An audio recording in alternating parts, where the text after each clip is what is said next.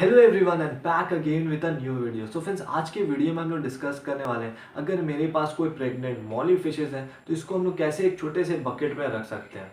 ऐसा बहुत सारे मेरे व्यूअर्स हैं जो लोग के पास एक ही टैंक है। अब अगर उसके पास एक मदर मॉली फिश है जो कि बहुत सारा बर्थ देने वाली है, तो वो उस मदर मॉली फिश को कहाँ रखे, क्योंकि उसके पास एक एक्स्ट्रा टैंक नहीं है।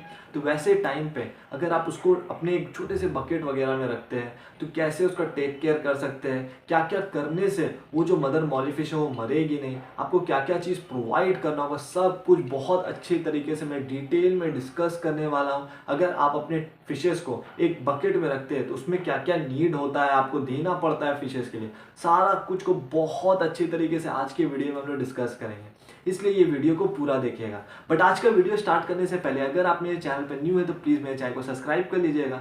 उसके साथ ही साथ नोटिफिकेशन बेल को ऑन रखिएगा, जिससे कि आपको मैं आने वाला हर वीडियोस का अपडेट मिलता रहे। तो चलिए अब आज का वीडियो शुरू करते हैं। तो चलिए बात करते हैं मॉली फिश के बारे में। मॉली फिश बहुत ही ज़्यादा ब्यूटीफुल, बहुत ही ज़्यादा अमेजिंग फिश होती है फिश कीपिंग हॉबी में। ये फिश मुझे बहुत ज़्यादा पसंद है। लेकिन अब बात आता है, अगर हम लोग इस फिश को एक बकेट में रखना चाहते हैं तो उसके लिए हमको क्या क्या रिक्वायरमेंट्स है, क्या क्या करना पड़ेगा। सबसे पहले सबसे इंपॉर्टेंट जो चीज़ है वो होता है एक बिग बकेट।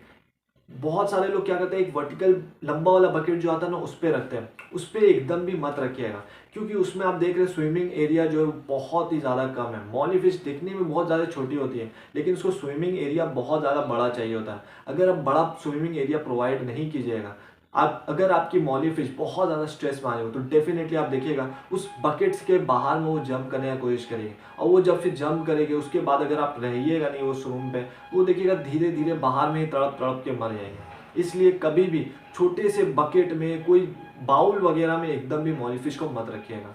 सबसे बेस्ट होता है, अगर आपको कुछ दिन के लिए मॉली फिश रखना भी है किसी बकेट वगैरह में, तो एक बड़ा सा टब आता है, गोल सर्कुलर टब आता है, उस टब में आप रख सकते हैं। उस टब में मैं भी बहुत बार रखा हूँ। वहाँ पर अगर आप उसको अच्छे से रखिएगा तो डेफिनेटली आप देखिएगा आपको कोई भी प्रॉब्लम नहीं आएगा। बस आपको और भी बहुत सारी चीज़ का ध्यान रखना है जो कि मैं अभी आगे वीडियो में बताने वाला हूँ। बस आपको यहाँ पर ये ध्यान रखना है, वर्टिकल वाले जो बकेट्स होते हैं उसमें आपको नहीं रखना है अपने मॉली फिश को। जो बड़ा टब आता है, गोल सर्कुलर टब आता है, कोई भी टब हो सकता है, बस बड़ा होना चाहिए। उसमें पानी जो वो इनफ होना चाहिए जिसमें वो आराम से स्विम कर पाए। स्विमिंग एरिया उसके लिए बड़ा होना चाहिए, स्पेस बड़ा रहना चाहिए जिसपे वो इत्मीनान से स्विम कर पाए। वैसे टब में आप इत्मीनान से एक मदर मॉली फिश को रख सकते हैं। सेकेंड नंबर पे आता है क्या क्या उसका रिक्वायरमेंट्स होगा वो सारे टब में। सबसे पहला सबसे इंपॉर्टेंट जो चीज़ है वो होता है आपको ऑक्सीजन प्रोवाइड करना होता है। क्योंकि एक मॉली फिश जो होती है वो एक ऐसी फिश होती है जो पानी से डिजॉल्व ऑक्सीजन को लेती है। तो पानी में थोड़ा सा तो ऑक्सीजन पहले से ही रहता है जिसको वो धीरे धीरे कंज्यूम करेगी। आप देखिएगा फिशेज आपकी बहुत ज़्यादा हैप्पी तरीके से स्विम करेगी। जैसे ही उसका ऑक्सीजन खत्म हो जाएगा तो वो फिर देखिएगा सरफेस में, सिर्फ सरफेस में आके ब्रीदिंग करेगी। तो ये भी अगर आपकी फिश कर रही है, इसका मतलब ये है टैंक में या जो भी बकेट वगैरह में, जो भी टब वगैरह में रखे हैं, उसमें डिजॉल्व ऑक्सीजन में जो क्वांटिटी है वो एकदम खत्म हो गया। तो इसलिए ये सारे चीज़ से बचने के लिए आपको क्या करना होगा, एक एयर पंप रन करना होगा। एयर पंप को किसी भी एक कोने में लगा दीजिएगा जो कि फिश को ज़्यादा डिस्टर्ब ना करे, क्योंकि तब ऐसे ही बहुत ज़्यादा छोटा सा है। अगर आप उसको बीच में या फिर ऐसा जगह लगाइएगा जहाँ पर फिश पानी का सर्कुलेशन बहुत ज़्यादा तेज़ हो रहा है, फिश देख रहे हैं हमेशा स्विम करते रह रही है उस पानी का लहर से लड़ने के लिए, तो वैसा एकदम भी मत कीजिएगा। वैसा इन्वायरमेंट में फिशेज बहुत ही जल्दी थक जाएगी, मे भी हो सकता है उसको बहुत ज़्यादा परेशानी है। उसको किसी भी एक कोने में लगा दीजिएगा जहाँ पर वो बबल्स वगैरह फॉर्म कर रहा है और आपको वहाँ से ऑक्सीजन प्रोवाइड कर रहा है। इससे फिश को भी कोई नुकसान नहीं पहुंचेगा और पानी में डिजॉल्व ऑक्सीजन भी जो है वो रेगुलर बेसिस पे बनते रहेगा। अब बात आता है ये जो एयर पंप है ये हम लोग कितना देर तक रन करना है, क्योंकि फिश जो होता है वो कंटिन्यूसली ब्रीदिंग करती है, ऐसा नहीं कि कुछ टाइम के बाद में रुक जाती है। तो हम लोग को भी एयर पंप जो वो 24/7 रन करना है, हमेशा रन करना है, कभी भी एयर पंप को बंद नहीं करना है अगर आपके पास कुछ मॉली फिशेस का टैंक है। इसलिए ये सारे फिशेस को बाय करने से पहले हम लोग को जान लेना चाहिए ये सारा फिशेस का रिक्वायरमेंट क्या होता है। ये फिश को एयर पंप 24/7 चाहिए होता है, क्योंकि ये फिश जो होती है ये डिजॉल्व ऑक्सीजन, पानी में जो डिजॉल्व ऑक्सीजन है उसी के बलबूते ब्रीदिंग करती है। ये कोई भी सरफेस में आके ब्रीदिंग करने वाली फिशेस नहीं है, जैसे कि आपकी बेटा फिश करती है, या फिर गुरामी फिश, या फिर इरिडेशन शार्क फिश। ये सारी फिशेस क्या होता है सरफेस में आके भी ब्रीदिंग कर सकती है। ये सारी फिशेस को एयर पंप का ज़रूरत नहीं होता है। लेकिन अगर आपके पास मॉली फिश है तो इसके लिए आपको एक एयर पंप देना होगा और वो 24/7 देना होगा। अब बात आता है इन्वायरमेंट के बारे में। उस टब में हम उसको कैसा एनवायरनमेंट प्रोवाइड करें। ये फिश जो होती है बहुत ज़्यादा अग्रेसिव फिश होती है, इसलिए इसके टब जहाँ पर भी आप इसको सेटअप किए वहाँ पर आपको ढेर सारा हाइडिंग प्लेसेस लगाना होगा, जिससे कि अगर उसमें कोई दूसरी फिशेज भी है या फिर उसमें अगर फ्राइज, वो आपकी मदर मॉलीफिश जो बहुत ज़्यादा फ्राइज को अगर देती है, तो फ्राइज के पास ढेर सारा हाइडिंग प्लेसेस रहे उस मदर मॉलीफिश से बचने का। क्योंकि मदर मॉलीफिश का बहुत ही गंदा एक बिहेवियर होता है, जब वो बहुत ज़्यादा स्ट्रेस में आ जाती है तो वो अपने फ्राइज को चेस कर करके खाने लगती है। इसलिए अगर आपके पास ढेर सारा हाइडिंग प्लेसेस होगा आपके बकेट में, तो फ्राइज आप देखिएगा वो सारा हाइडिंग प्लेसेस में छिप जाएगी। या फिर अगर मदर मॉलीफिश चेस भी करती है वो लोगों को खाने के लिए, तो वो देखिएगा छोटे छोटे से होल वगैरह में घुस जाएगी और वहाँ पर वो घुस के सेफ हो जाएगी। तो ये भी बहुत ही ज़्यादा इंपॉर्टेंट होता है। जहाँ पर भी आप मदर मॉलीफिश रखिए उसमें ढेर सारा हाइडिंग प्लेसेस रखिएगा। और ये जो फिश खाने का बात है, अपनी बेबीज़ को खा लेती है, ये बहुत ही रेयरली, बहुत ही कम फिशेस करती है। ऐसा नहीं कि सारी ही फिशेस करती है। अगर आप उसको सही से डाइट वगैरह नहीं देते हैं, फिशेस को अगर सही से फूड्स वगैरह नहीं मिलता है, फिशेस अगर बहुत ज़्यादा स्ट्रेस में रहती है, तो ये सारे चीज़ में ही फिशेस क्या करती है, अपने फ्राइज़ को खाती है। नॉर्मली मैं जितना देखा हूँ बहुत ही कम चांसेस होता है खाने का। कुछ कुछ फिशेस ऐसा भी होती है जो लोगों को ये आदत लग जाता है अपने फ्राइज़ को खाने का। तो अगर उसको एक बार आदत लग जाएगा फ्राइज़ को खाने का, तो डेफिनेटली उसके बाद वो हर टाइम पूरे ज़िंदगी वो ऐसे ही करेगी। जितना भी फ्राइज़ देगी उसमें से कुछ फ्राइज़ को तो वो खाएगी, उसके साथ ही साथ कुछ फ्राइज़ को मार भी सकती है। इसलिए टैंक में ढेर सारा हाइडिंग प्लेसेस होना बहुत ही ज़्यादा इंपॉर्टेंट है। अब बात करते हैं टेम्परेचर के बारे में। ये भी बहुत ही ज़्यादा इंपॉर्टेंट है। बहुत लोग यहीं पर ही गलती करते हैं। वो लोग क्या करते हैं, बकेट वगैरह में कोई हीटर वगैरह नहीं लगाते हैं, जिसकी वजह से पानी का टेम्परेचर धीरे धीरे घटते जाता है। वो आपको इन्वायरमेंट के हिसाब से देखना पड़ेगा। पहले आपको देखना है कि पानी का टेम्परेचर कितना है।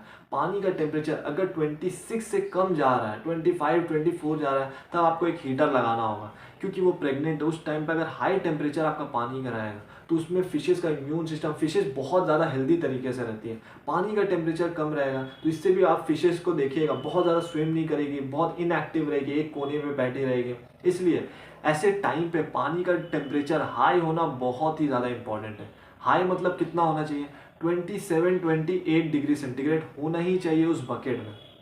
जब भी आप हीटर लगा रहे हैं, क्योंकि वो बकेट बहुत ही ज़्यादा छोटा है, जो भी टब वगैरह में अगर आप हीटर लगा रहे हैं तो बहुत ज़्यादा छोटा है, तो आप कोई कम वॉट का भी हीटर लगा सकते हैं। और वो हीटर को आप अच्छे तरीके से लगाइए कि वो प्लास्टिक में ज़्यादा टच ना करें। अगर वो प्लास्टिक में टच करेगा तो मे भी हो सकता है वो आपका प्लास्टिक को मेल्ट कर दे।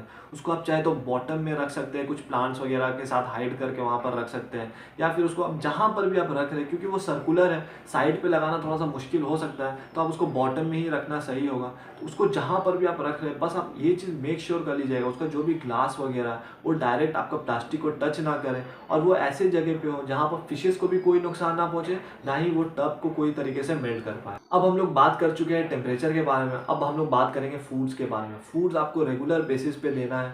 मॉली फिश एक ऐसी फिश होती है जो उसको हमेशा भूख लगा रहता है। बस आपको ये चीज़ का ध्यान रखना है, आप जब भी फीड में दें बहुत ही ज़्यादा कम दें। आप इमेजिन कीजिए, आप देखिए अपनी मॉली फिश को कितना बड़ी होती है, लगभग इतनी बड़ी हुई होती है।